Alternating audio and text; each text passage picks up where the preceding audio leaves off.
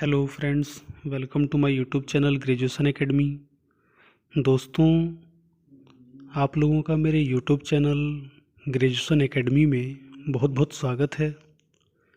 Students, आज का ये वीडियो इंग्लिश लिटरेचर के literary movement and critical terms से रिलेटेड है। Literary movement and critical terms का एक टॉपिक है सिंबोलिज्म। तो इस पूरे वीडियो में सिंबोलिज्म के बारे में बताया गया है। अगर सिंबोलिज्म को समझना है तो वीडियो के अंत तक बने रहें। चैनल को सब्सक्राइब ज़रूर करें। आइए बात करते हैं सिंबोलिज्म की।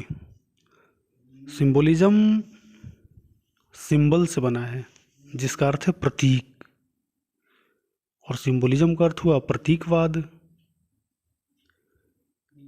किसी ऑब्जेक्ट के बारे में बताने के लिए किसी अन्य ऑब्जेक्ट का सहारा लिया जाए तो यही प्रतीक है। सिंबोलिज्म का सबसे ज़्यादा प्रयोग मॉडर्न एज में ही किया गया है। यह मॉडर्न एज के प्रमुख साहित्यिक आंदोलनों या यूं कहें सिद्धांतों में से एक है।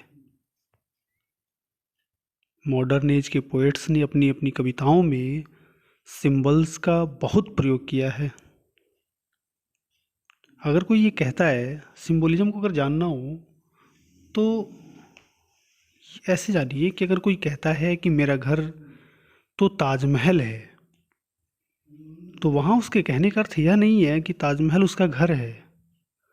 उसके कहने का मतलब यही है कि उसका घर ताजमहल के जैसे सुंदर और बड़ा है। तो यहाँ ताजमहल प्रतीक के तौर पर प्रयोग किया गया है, सिंबल के तौर पर प्रयोग किया गया है। इसी प्रकार लाल रंग खतरे का प्रतीक है, और वहीं दूसरी ओर लाल रंग प्रेम का भी प्रतीक है। लायन स्ट्रेंथ और फेरोसिटी, ताकत और भयावहता का प्रतीक है। शेर। अगर कोई ये कहे, अगर आप कुछ खा रहे हो और कोई ये कहे कि ये तो बहुत मीठा है, एकदम रसगुल्ले के जैसे मीठा लग रहा है, तो वहाँ जो वर्ड यूज किया गया रसगुल्ला, वो जो ऑब्जेक्ट यूज किया गया है वो एक प्रतीक के तौर पे यूज किया गया है, बस एक सिंबल के तौर पे प्रयोग किया गया है। मॉडर्न एज में सबसे ज़्यादा अगर किसी ने सिंबल का बेहतर ढंग से प्रयोग किया तो वो, मैंने जहाँ तक पढ़ा है, वो डब्ल्यू बीट्स ने किया है। डब्ल्यू बीट्स की एक पोएम है the second coming. The second coming में लिखते हैं, turning and turning into the widening gyre, the falcon cannot hear the falconer. यहाँ वो ये बताने की कोशिश करते हैं कि गोल गोल घूमते हुए, राउंड में घूमते हुए बाज इतनी दूर चला गया है आसमान में कि वो शिकारी की आवाज़ को सुन नहीं सकता है। तो यहाँ जो फाल्कन और फाल्कनर यूज किया गया है, ये सिंबल यूज किया गया, सिंबल के तौर पे इसका प्रयोग किया गया है, प्रतीक के तौर पे। फाल्कन और फाल्कनर मनुष्य का उसकी आत्मा से या आत्मा का परमात्मा से संबंध है, ये उसके प्रतीक के तौर पे प्रयोग किए गए हैं। वहीं दूसरी ओर टी.एस. इलियट भी the love song of J Alfred Prufrock अगर पढ़ा होगा टी.एस. इलियट का, तो उसमें भी सिंबल का बेजोड़ प्रयोग किया गया है। वो पोएम को स्टार्ट करते ही हैं सिंबल के साथ ही। लिखते हैं कि let us go then you and I, when the evening is spread out against the sky, like a patient etherised upon a table. यहाँ जो तीसरी लाइन है, like a patient etherised upon a table, ये evening के बारे में जिक्र करते हुए वो लिखते हैं कि उनका जी एल्फ्रेड प्रूफ्रॉक का रियलिस्टिक सेल्फ उसके रोमांटिक सेल्फ से कहता है कि आओ अब हम और तुम चलें। वो अपने प्रेमिका की गली में जाना चाहता है और कहता है कि ऐसे समय पे चलें जब संध्या सुंदरी, जब शाम एकदम स्थिर हो चुका हो, जैसे कि किसी मरीज को ईथर सुंघा दिया जाए और उसको बेहोश कर दिया जाए। उस तरीके से अगर शाम हो चुका है, स्थिर हो चुका है, तब हम लोग चलें। तो यहाँ पे like a patient etherised upon a table, ये जो प्रयोग किया गया है ये इवनिंग के लिए प्रयोग किया गया, तो ये एक सिंबल है। स्टीफन स्पेंडर की अगर पोएम पढ़ी होगी द एक्सप्रेस, तो उसमें भी एक्सप्रेस ट्रेन के माध्यम से स्टीफन स्पेंडर मटेरियल प्रोग्रेस को बताने की कोशिश करते हैं। तो जब सिंबल्स का प्रयोग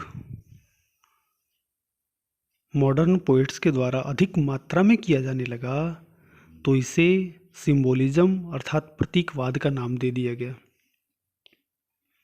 आइए अब ये जो शॉर्ट नोट तैयार किया गया है इसके बारे में देखते हैं, इसको देखते हैं। Symbolism is a technique of art writing.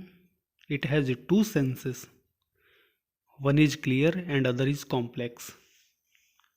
The artist makes an effective use of this technique to convey his meaning or message in a subtle way.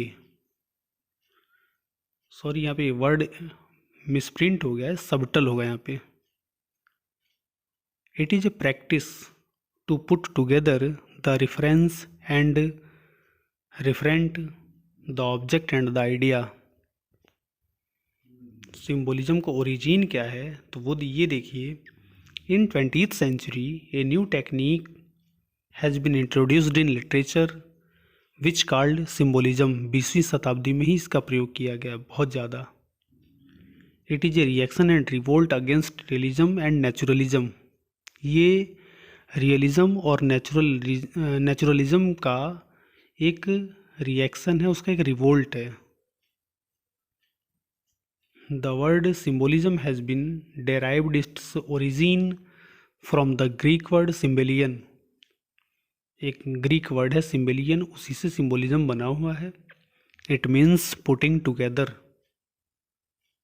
Hence, as a noun, the word symbolism is a practice to put together the reference and the referent, the object and the idea together.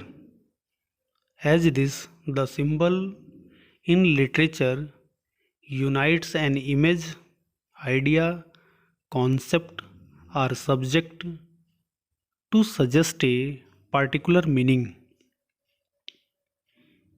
So, a symbol means a mark, token or sign. It expresses a hidden idea through an apparent thing. When a thing has to be introduced, we use a symbol which is an apparent thing. For example, हमने बताया भी था, a rose is a symbol of beauty, the lion symbolizes courage and the cross symbolizes Christianity. Symbols are of two kinds, the traditional symbol and the personal symbol.